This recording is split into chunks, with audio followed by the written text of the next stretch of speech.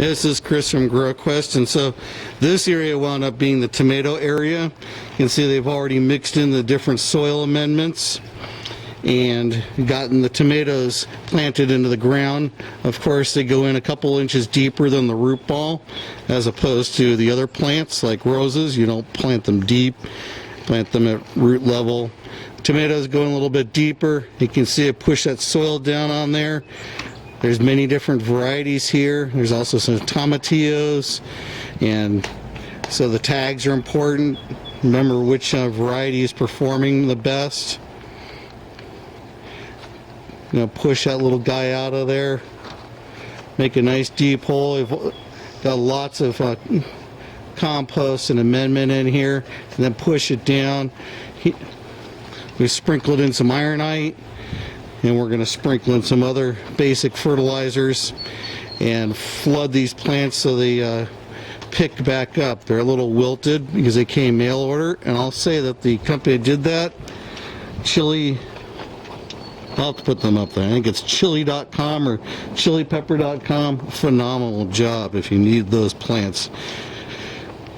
Here's a finished bed. There'll be some plant name markers in there later on, but for the time being, we just put the pots in there, a little rock to hold them in place with all the names. You can see I mixed in some color here. I've got some marigold and some zinnia, get some alyssum a little later on. And that's to attract beneficial insects to help try and maintain this as a natural pest-free or organically controlled pest garden, even as little spray as possible. And if we do the right combination of good plants, you can probably get through this without any spraying, hopefully. We'll do the best you can. Nice going strong yuzu. I planted that yuzu about 4 years ago. It's actually done really well here. You can grow anything here. That's the yuzu, that's the peach tree, they're the roses, they're the citrus. No avocados here. I don't like avocados. But anyways, that's his issue, not mine. I guess we're going to go in here and get some more tomatoes, some chilies, had them thin back the palms in here. We're going to thin back the palms a little bit more, take back the pittosporum over here in the corner, thin out the sago a little bit, which is amazing because the last time I was here 3 years ago, the sago was actually just like 2 leaves sticking up. It has since rebounded. Talk about trimming it back. I said you need to trim it because it was all the way to the ground. I came here and there was like 3 leaves, 2 leaves.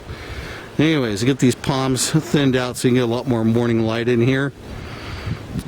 And again, more good plants, beneficial habitat plants with our chilies and tomatoes. Yeah, get it really nice, muy mojado.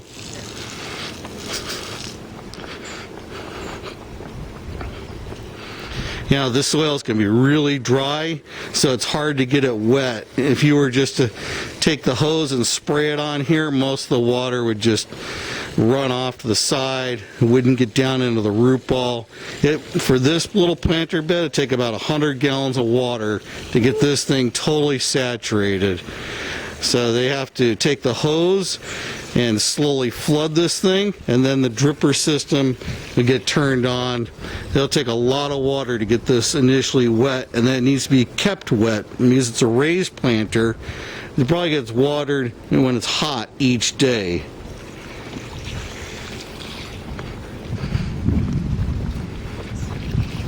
So each plant's getting flooded right now. Very important to make sure everything is really well watered. Otherwise it will not get off to good. So I want really strong, quick growth here. Lots of flowers developing. Maybe we'll come in here, put some lavender and rosemary to bring in a lot more bees.